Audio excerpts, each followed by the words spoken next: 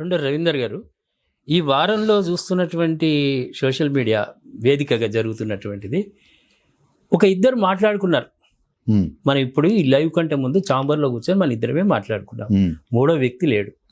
ఊహాజనితంగా వీళ్ళు ఏదో ప్యాకేజీ మాట్లాడుకుంటున్నారని విశ్లేషణ చేస్తే అది భావ్యమేనా? జగన్ విషయము అమిత్ షా తోటి మాట్లాడుతున్నాడు పవన్ కళ్యాణ్, ఆయనను అరెస్ట్ చేయమన్నాడు.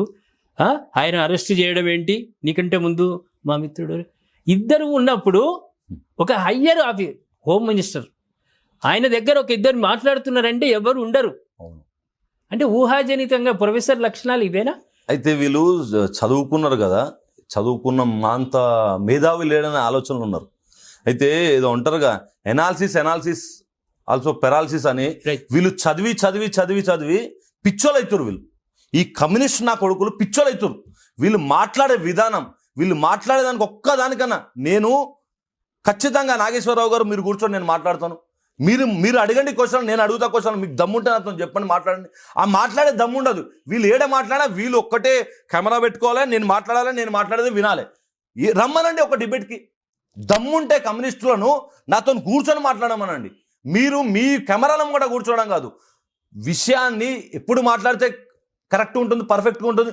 ఒక ఇద్దరు ఆ వాదన చేస్తే కరెక్ట్ ఉంటుంది. వీళ్ళు ఏంది, వీళ్ళ కెమెరా ముంగట వీళ్ళు సోషల్ మీడియాలో పెట్టుకుంటారు, వాడు అట్లా వీడు ఇట్లా అనేస్తారు. వీళ్ళకి ఎదుగుతా పని తప్పితే వేరే పని లేదు. వీళ్ళ ఆలోచన విధానమే తప్పు, వీళ్ళు చేసే పనే తప్పు.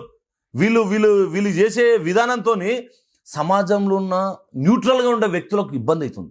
ఈరోజు హిందుత్వం గురించి తెలిసిన వాళ్ళు హిందుత్వం గురించి మాట్లాడుతారు, కమ్యూనిస్ట్ గురించి తెలిసిన వాళ్ళు కమ్యూనిస్ట్ గురించి మాట్లాడరు. కమ్యూనిస్ట్ గురించి హిందుత్వం గురించి తెలియని కొంతమంది ఏం చేస్తున్నారంటే వీళ్ళది కరెక్టా అనే ఆలోచనను అసలు ఎటు సమాధానం చేసుకోవాలో చెప్పలేని పరిస్థితి ఉంది.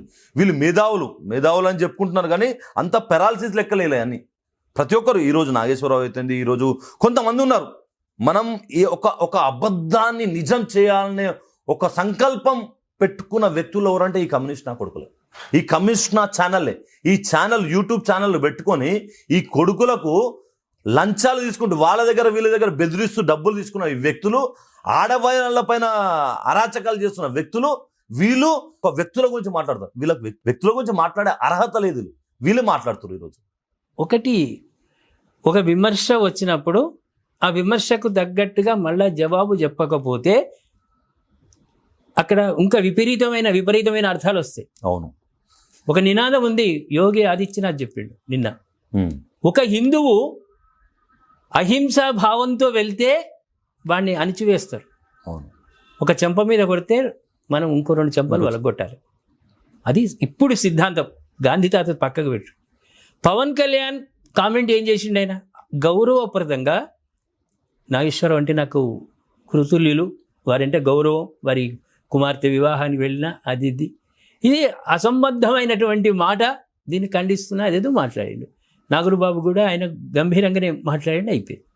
దీని మీద ఈయన సారీ అని చెప్పిన తర్వాత కూడా ప్రెస్ క్లబ్ వేదికగా ఇష్టారీతిగా విమర్శలు చేయడం అంటే దీని వెనుకాల ఎవరిదైనా అండదండలు ఉన్నాయా పవన్ కళ్యాణ్ను అణచివేయడానికి?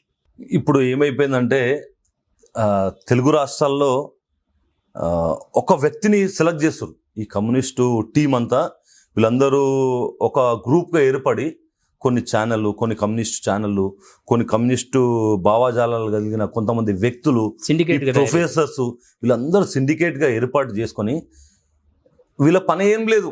వీళ్ళకి ఒకటే పని ఏంటంటే ఫస్ట్ సెలెక్ట్ చేసుకుంటారు ఒక పర్సన్ని. టాప్ పర్సన్ ఎవరు, మొత్తంలో హిందుత్వం గురించి మాట్లాడే వ్యక్తి గట్టిగా మాట్లాడితే వాళ్ళ ఎంబడి ప్రభావితం అయ్యే వ్యక్తిని ఒకరిని సెలెక్ట్ చేసుకుంటారు. ఆ సెలెక్షన్ చేసుకొని వారి పైన విమర్శల దాడి చేస్తున్నారు. ఆ విమర్శలకు అర్థం పర్థం లేదు. నేనేమంటున్నా అంటే విమర్శలు చేయాలి, విమర్శలకు అర్థం పర్థం ఉండాలి. నేను చేసిన విమర్శకు నేను ఇప్పుడు నాగేశ్వరరావుని ఇన్ని మాటలన్నా నా దగ్గర ఆ ప్రూఫ్లు ఇస్తాను. నేను ఆ ప్రూఫ్లు ఇవ్వగలగాలి. ఆ ప్రూఫ్లు ఇవ్వకుండా మాట్లాడడం వేస్ట్. వీళ్ళందరూ ఏం చేస్తున్నారంటే ఈరోజు 2 తెలుగు రాష్ట్రాల్లో గట్టిగా హిందుత్వం గురించి మాట్లాడి ఆయన నిజంగా కూడా మీరు అన్నట్టు ఒక బుద్ధుడు గనక ఒక రాజు గనక బుద్ధుడైనట్టు ఈరోజు పవన్ కళ్యాణ్ గారు ఒక కమ్యూనిస్టు భావాల నుంచి వారి చిత్రాలు ఎప్పుడు చూసాను, చిన్నప్పటి నుంచి చూస్తుండే చిత్రాలు, ఏ చిత్రాలు చూసినా ఆయన అంత కమ్యూనిస్టు భావాలతో ఉంటుండే.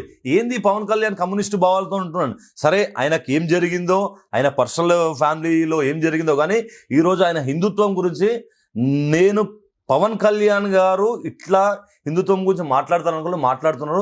చాలా గొప్పగా హిందువులందరూ ఏకమవుతారు, హిందువులందరినీ ఏకమయ్యే ఆలోచన ధోరణితో మాట్లాడుతున్నారు. కానీ ఆయన మాట్లాడితే ఆయన ఫ్యాన్స్, అదే కాకుండా ఆయన మీద అభిమానించేటోళ్ళు, అదే కాకుండా హిందువులందరూ ఏకమవుతారు అనే ఒక ఆలోచనకు వచ్చారు ఈ కమ్యూనిస్టు, ఈ టీం, సోకాల్డ్ టీం. ఈ టీం అందరూ ఏం చేస్తున్నారంటే ఈయనను ఏం లేదు తప్పులు లేకున్నా అబద్ధాన్ని నిజంగా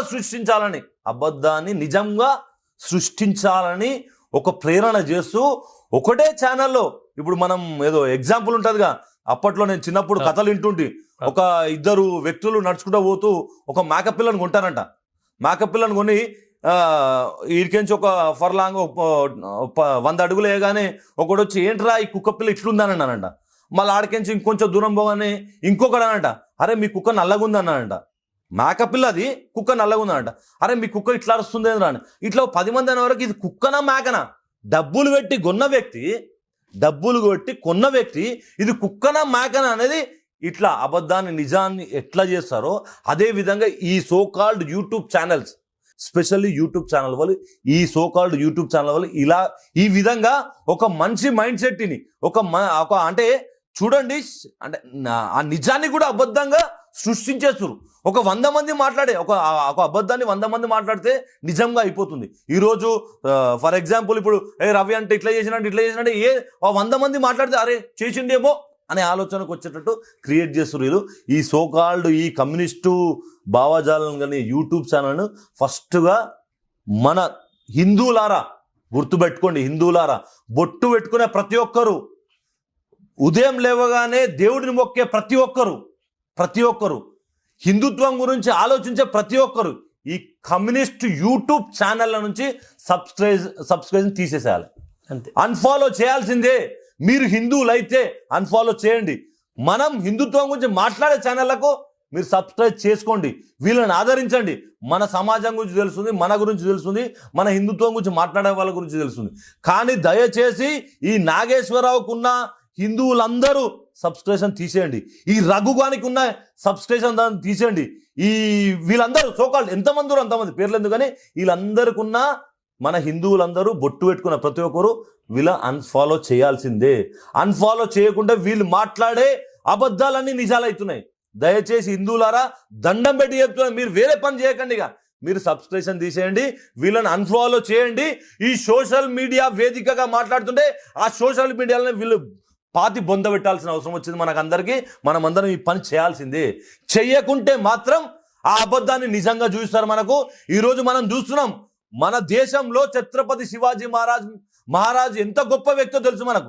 మన గొప్ప వీరులు మన దేశంలో ఉన్నారు. కానీ ఈరోజు మనం ఒక మొఘళ్ళ గురించి మాట్లాడుకుంటాం, ఒక నిజాం గురించి మాట్లాడుకున్నాం. మన బతుకులు ఏడికొచ్చినాయి. ఈ నిజాము ఈ మొఘళ్ళందరూ మన ఆడపిల్లలను చెరిచిర్రు, మన అమ్మలను మన తండ్రులను కొట్టిరు, చంపేసిరు.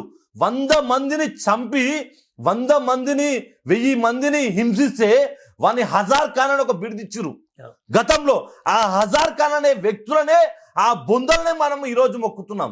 దయచేసి హిందువులారా మేల్కోండి. ఇప్పటికైనా ఈరోజు మనం మేల్కోకుంటే మన సమాజానికి కాదు, రేపు నేను ఒక హిందువుగా నేను మేల్కోకుంటే నా కొడుకును నా బిడ్డను జీవితాన్ని నేను నాశనం చేస్తున్నా. అయితే ఆలోచన చేయండి. ప్రతి ఒక్కరు హిందువులు ఖచ్చితంగా ఈ విషయం పైన ఆలోచన చేయాలి.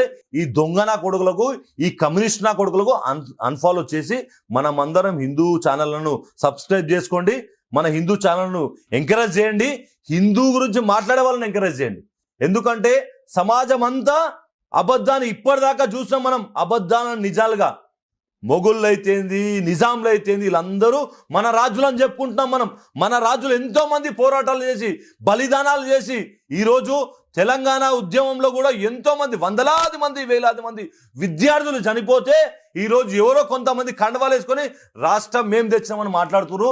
వాళ్ళందరూ చనిపోయిన వాళ్ళని మర్చిపోయారు. ఈరోజు గద్దెలెక్కి కూర్చున్నారు. ఆలోచన చేయండి. ప్రతి ఒక్కరూ ఆలోచించి ప్రతి విషయాన్ని చెప్పే విషయంలో తప్పని చెప్పండి. ఆ కామెంట్లో చెప్పండి ఖచ్చితంగా, అరే దరిద్రుడు నువ్వు మాట్లాడే తప్పని చెప్పండి.